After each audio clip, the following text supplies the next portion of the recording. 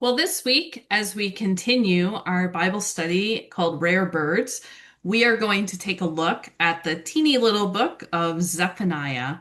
Now, where Zephaniah lands in the Israel's history is it's thought to be composed during the reign of King Josiah. And Israel's had a lot of kings, some good, some not so good, but Josiah is one that a lot of people are familiar with, especially in the Jewish faith, because it was thought that Josiah was the one to kind of bring the centralization of worship to Jerusalem in a time when there was a lot of pagan worship, including his own father, who was the king before him, who worshiped pagan gods. There was a lot of intermingling of gods and idols and different things. And Josiah was the one to turn people back to the covenant, turn people back to the law, and to the central worship around the one true God, Adonai. And so that was his reign. And also in his reign, found a scroll that was revealing to the people. Most people think it's the scroll of Deuteronomy. But in this little prophetic book, we see a book that speaks to Israel in a time that was looking to its wealth, its prosperity, its armies as the strength, and their own idols among them, looking to their own means of survival and turning away from God. And so this little book kind of has a few echoes from Amos, even if you studied that book with us. But there's this theme throughout the book in the three chapters where we have this vision at the beginning of judgment, God's judgment coming to the people. The day of the Lord is near, that type of language.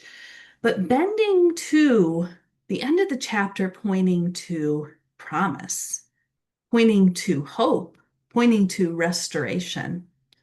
So overall, we have a God who does, like in any prophetic literature, show up is a God of justice, God who will set things right, but who will ultimately restore things. In the beginning, in the first chapter, we kind of have this reversal of creation. If you go back to the Genesis 1 story, for example, it says, "In the beginning, God created the heavens and the earth." We're familiar that when God speaks, creation comes to be. So let there be light, let there be plants, let there be vegetation, humans, animals. God spoke all of that into creation. But as we see in Zephaniah's text, it's taking the reversal of creation, showing us a God who does hold creation, but also chaos in balance. This is a God who also can destroy. And that language of sweep away is often seen throughout the biblical text, the idea of, you know, destruction, and it says in Zephaniah, "I will utterly sweep away everything from the face of the earth. I will sweep away humans and animals. I will sweep away birds and the fish of the sea." And then also in this section, we get the day of the Lord, the great day of the Lord, the warning to the people that it is near and that it is coming fast. Now, the people were relying on all these means, their strength, their own power, and such. And God kind of turns that on itself to say that those things will not save you when the great day of the Lord comes. Kind of similar themes we saw when we were looking at the book of Nahum with the Assyrians, kind of similar imagery there happening as well. It doesn't stop just there with Israel, though. This is what's interesting about this little book of Zephaniah. The second chapter also speaks to Israel's enemies, to talk about them, to come that they also will fear they will feel the fierce anger of the Lord's wrath and calling on them to seek God as well. And so we see that in, the naming of Gaza, Ashkelon, Ashdod, Ekron, Ethiopians, all these different territories, Nineveh as well.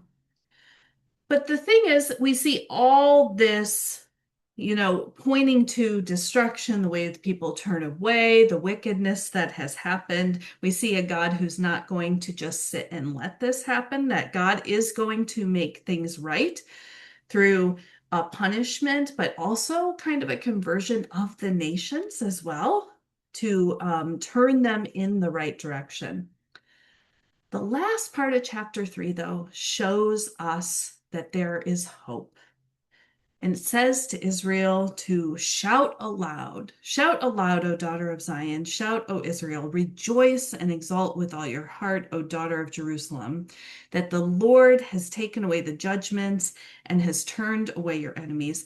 God, in this process of coming and speaking words that are hard to hear, that may seem just like it's an end for Israel, is actually the beginning of restoration. It is the beginning of a resurrection type of moment for Israel to make themselves new. And there's beautiful language in here also about a God who sings over them. So it paints a beautiful picture of us that even though this is a God who comes and can hold creation in chaos and balance, that God's not coming to sweep away to just totally destroy the earth, but to change the people. And it says that the King of Israel, the Lord, is in your midst, and you shall fear disaster no more.